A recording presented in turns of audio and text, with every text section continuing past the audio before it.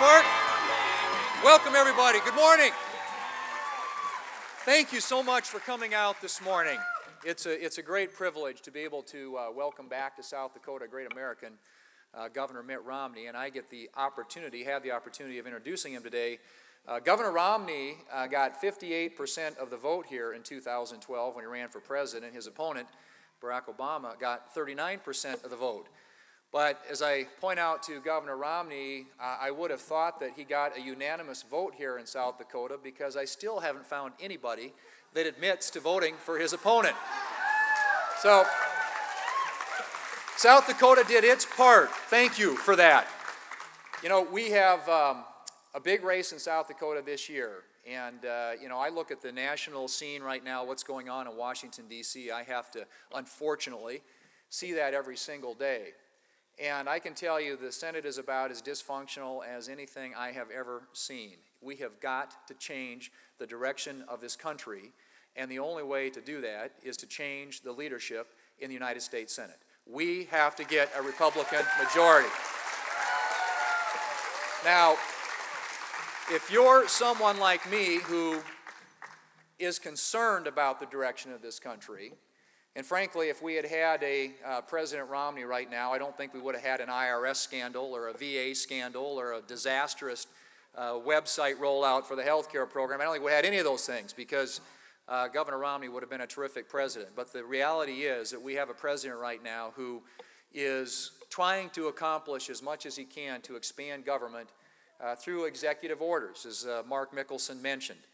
We have to do something about that. And his main enabler is in the United States Senate. His name is Harry Reid. He's the guy that runs the Senate. He's the guy who, for all intents and purposes, has shut the Senate down and turned it into a graveyard for good ideas. You know, you look at all the legislation the House of Representatives, controlled by Republicans, sends us. Almost 400 pieces of legislation, 40 that deal specifically with jobs in the economy, all killed by Harry Reid in the United States Senate.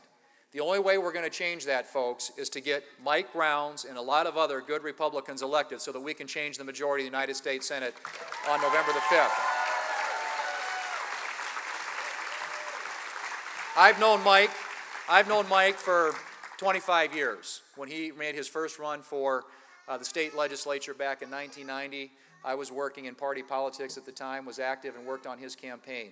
I know the character of this man. I've known his family for a long time. I know his passion for South Dakota. I know his ability to make the hard decisions to lead this country, and he would be a great ally and a great partner in the United States Senate for me, and someone who wouldn't cancel my vote out 98% of the time. So I am very excited about where we are with just about 5 days left in this campaign, but what I want to tell you is that we have to finish. You can't start something and not finish it. We have to finish. We've got to take it all the way through the tape. And that means these last few days, getting out there and pounding in the yard signs and making the phone calls and walking the neighborhoods and talking to your friends and your neighbors and telling them how important this race is to the future of South Dakota and to the future of this country.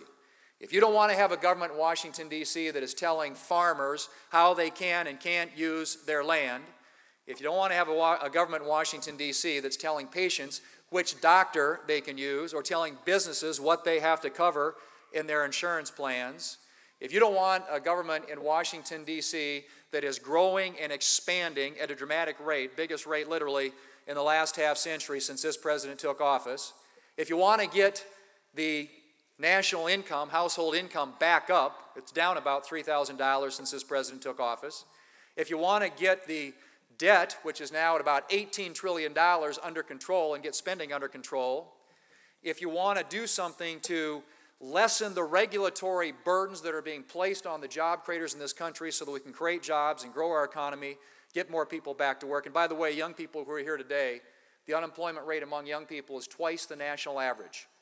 In fact, CNN reports that among those ages 18 to 34, 36% are living at home. Some of you parents know what I mean there. I had a friend who once said the American dream isn't to own your own home, it's to get your kids out of it. But the reality is we need to be putting policies in place that will strengthen and grow our economy here at home and restore America's credibility and leadership abroad, which is suffering. Our friends around the world doubt us. Our enemies are tempted by our weakness. We need leadership. We need leadership for this country, here at home and around the world. And that leadership only comes when we send good, principled people to Washington, D.C., who are willing to hold the Obama administration and all their allies accountable for this incredible expansion of government, which infringes every single day on the freedoms that we enjoy as Americans. I've tried to describe this election very simply, and it really does, in my view, come down to this. You're either for a vision that includes more government and less freedom, or less government and more freedom.